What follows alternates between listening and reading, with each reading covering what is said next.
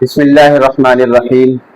ناظرین، صحابی کی تعریف یہ ہے کہ من لقی النبی صلی اللہ علیہ وسلم ومات علی الایمان۔ صحابی وہ ہے کہ جس نے نبی کریم صلی اللہ علیہ وسلم کی صحبت پائی ہو اور ایمان پر اس کا خاتمہ ہوا ہو۔ صحابیت کے لیے اعمال اور تقوی شرط نہیں ہے، بلکہ صحابیت کے لیے صحبت رسول شرط ہے۔ یہ الگ بات ہے کہ صحابی اعمال میں اور تقوی میں بے مثال ہوتا ہے اور امت سے بڑا ہوا ہوتا ہے۔ آج ایک ایسے ہی صحابی کا تذکرہ آپ حضرات کے سامنے کروں گا کہ جس نے کوئی نماز نہیں پڑھی، لیکن پھر بھی وہ صحابی ہونے کی وجہ سے دنیا کے تمام انسانوں سے افضل اور اعلیٰ ہے۔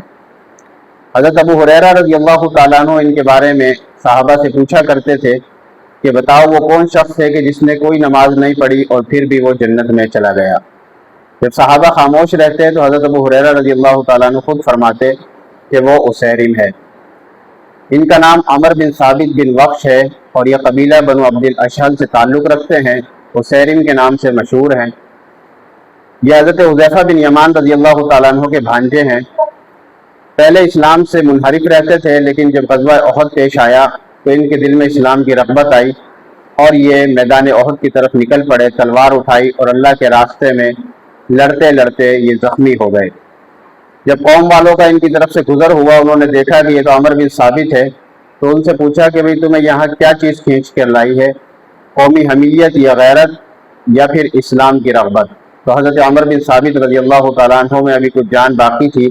انہوں نے فرمایا کہ میں مسلمان ہو چکا ہوں، اسلام کی رغبت اور محبت مجھے یہاں کھینچ لائی ہے، اور اب اللہ کے راستے میں لڑتے لڑتے میرا یہ حال ہو چکا ہے جو تم دیکھ رہے ہو۔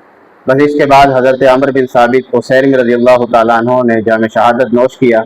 جب آپ صلی اللہ علیہ وسلم کو جا کر بتایا گیا تو اللہ کے نبی علیہ السلام نے فرمایا اسیرم اہل جنت میں سے ہے۔ تو یہ وہ صحابی رسول ہیں جنہوں نے کوئی نماز نہیں پڑھی، کیونکہ نماز پڑھنے کا موقع نہیں ملا۔ یہ ایسے وقت مسلمان ہوئے جب نماز کا وقت نہیں تھا۔ اللہ تعالیٰ ان صحابی رسول پر اپنی رحمت کا نزول فرمائے، ہمیں صحابہ کے نقش قدم پر چلنے کی توفیق نصیب فرمائے، صحابہ سے سچی محبت نصیب فرمائے۔ وما علینا الا البلاغ المبین۔